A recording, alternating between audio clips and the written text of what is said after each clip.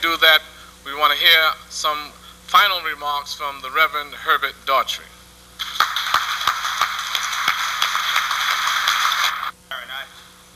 I don't usually try to follow my wife,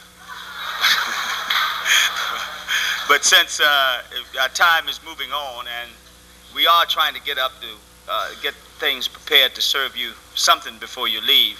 Now, I just want to say two things on that account. Now, we can't satisfy your appetite. I hope that you didn't come expecting that since this is a church and they talked about eating, that there is no end. So we don't want you to, we don't want your expectations to soar too high. All we want to do, we want to bribe your appetite, not gouge it, bribe it. So I don't want you to get all uptight and then call for your cousins and everybody. And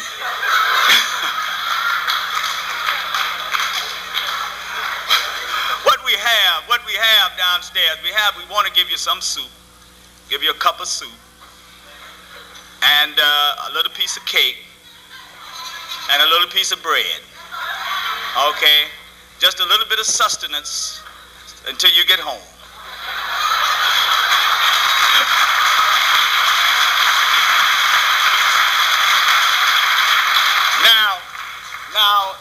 Now, when should you get home and there is nothing, if you come back one at a time,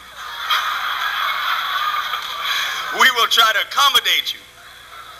But in the absence of that, we're going to get ready. And the way we're going to do this, we're going to kind of try to do it according to sections, which brings me to my second bit of instructions. Now, we hope we have enough for everybody. And everybody is, again, going to take into account what I'm saying. So we won't have to try to rush. We can go section by section, and we'll get through it, okay? We can do it that way. So if we can just be patient a little while longer, they're trying to get set up. And so we don't want anybody to be angry, and we don't want anybody to stampede. Food is interesting. You ever study people?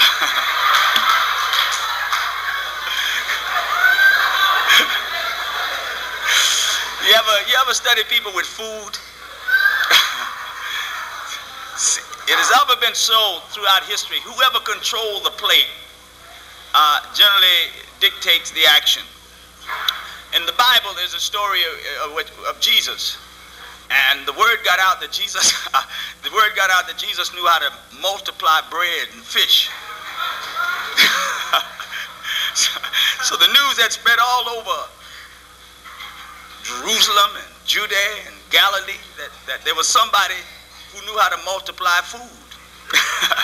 So on this occasion, Jesus was passing by one of these cities. I think it was Nazareth. And the word went through town that the man who can multiply food is in town. And folks began to come from all over the place, out of the mountains and out of the valleys, from the hills and from the cellars and the basement and the roofs, and they started descending on Jesus. So when Jesus saw it, he got a little, he decided, I better get out of here. So he's tried to take himself from the city as swiftly as he could, and they stopped him. And they say, be our king. He said, but I don't want to be your king. They said, you got to be our king. He said, but I don't want to be king. I don't want to be. They said, no. You multiply food. You got to be king. You the king. So the Bible said that it was only through his extraordinary power that he was able to extricate himself from the people who insisted upon making him king. So food is very interesting, a kind of thing that people have to deal with. I don't want to be long, but I do have a dream. Yeah, I've got a dream too. And while I share Dr. Martin Luther King Jr.'s dream of black and white togetherness, but I have a dream, and my dream doesn't assume black togetherness yet. So I have a dream that one day African men will stand and be the men they once were before they were torn from the mother continent. Yeah, I have a dream, and my dream is deeply rooted in my African tradition. And it is that we respect each other and we love each other. Yeah, I have a dream that African men and African women would join hands together as brothers and sisters. Yeah, I have a dream too. And let me hurry up and say that to speak on this wise does not mean that we exclude anybody. Again, I say,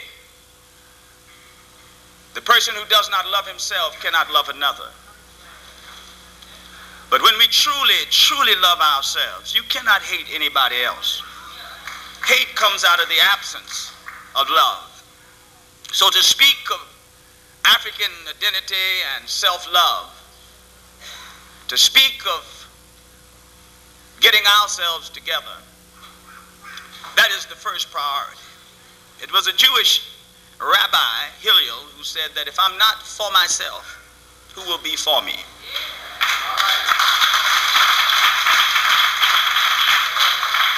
So I have a dream too. I have a dream that one day we as African people will come to ourselves and began to manifest the genius that we once had that built the first civilizations. I have a dream that we would build again as we did in the Nile Valley, that we would build again as we did on the West African coast, where we created the civilizations of Ghana and Mali and great cities of Shanghai and Timbuktu. I have a dream that we might build again as we once did on the east coast of Africa, where we had, according to Ibn Battuta, the most beautifully situated city in the world in Kilwe. I have a dream that kingdoms that we once built in Ethiopia, in the Sudan, that we might build again. I have a dream that the spirit of Sundiati and Mansa Musa, the spirit of Queen Nzinga, that the spirit of Marcus Garvey, that the spirit of Denmark Vesey, and that the spirit of Gabriel Prosa, that the spirit of Edward Blyden, and that the spirit of W.E.B. Du Bois, and that the spirit of Adam Clayton Powell Jr., and that the spirit of Martin Luther King Jr., and that the spirit of Malcolm X, yes, that the spirit of Patrice Lumumba, and the spirit of Kwame Nkrumah, and the spirit of Suke Touré, and the spirit of Maurice Bishop. Yes, I have a dream that the spirit of our great leaders might live again in our people. I have a dream that our children, who seem to be so lost, so aimless, might one day come to realize that they are the offspring of noble builders. I have a dream that we might come to internalize what is in fact a reality, that we are the builders, that we reared the pyramids out of the dust of Egypt. I have a dream too. Yes, I have a dream that we might navigate the waters once again long before Columbus discovered he was lost.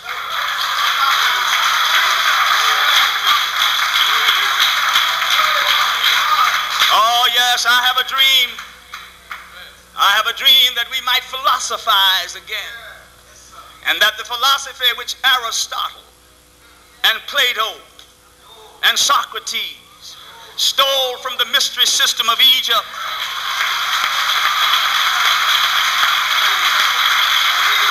I have a dream today, I tell you, and my dream is deeply rooted in my African tradition.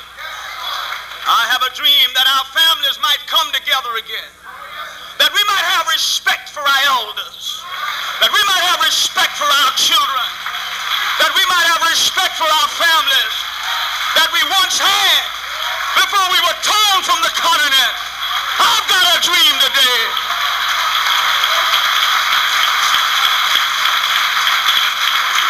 Yes, I've got a dream that we might struggle with the spirit of the Messiah warriors, the Zulu warriors and the Maroons of Jamaica. I've got a dream today. I've got a dream today that the light might shine in our eyes again, and that our heads might be lifted high, and that we might be done with the dope. We might be done with the drink. We might be done with the negative and the destructive things of this life. I've got a dream today that we'll stand up as we once stood, that we'd stand up and build again. We'd stand up and come together again. We'd stand up and struggle, putting our bodies and our lives and our souls on the line, struggling until we have won the victory. I've got a dream today.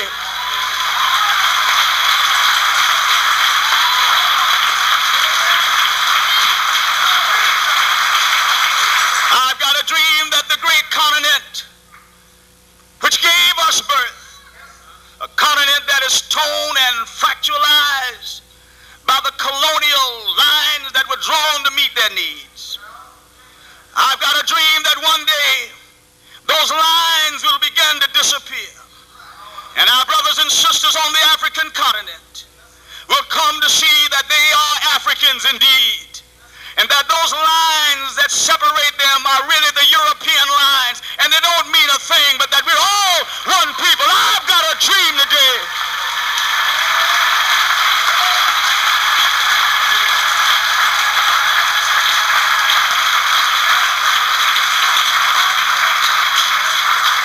I've got a dream today, and it's deeply rooted into the philosophy of Kwame Nkrumah, who believed in a united Africa, who worked and died for a united Africa.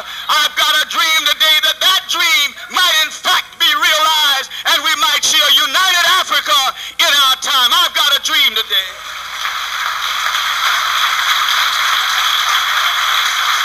I've got a dream today that Nelson Mandela might be free.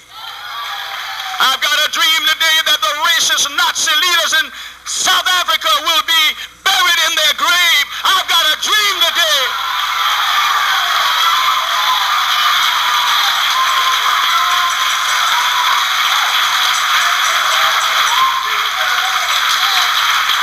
I've got a dream today that the 24 million of our brothers and sisters in South Africa will finally reclaim their land.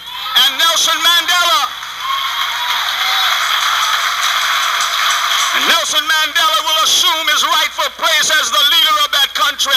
I've got a dream today. I've got a dream today that Winnie Mandela and Nelson Mandela with their children might live together as a family as they once did. I've got a dream today.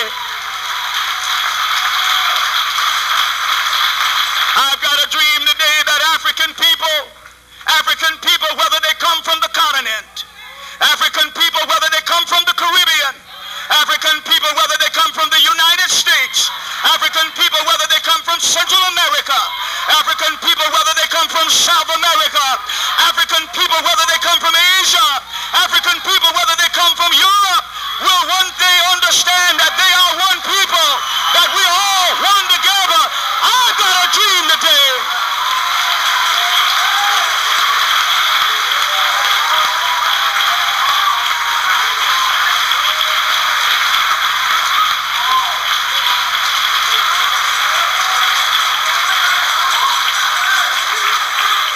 I've got a dream today that we'd finally realize that where we finally landed had to do with the slave master's greed and not our needs. Whether we are from Trinidad or Tennessee, Tobago or Tennessee, whether we're from Georgia,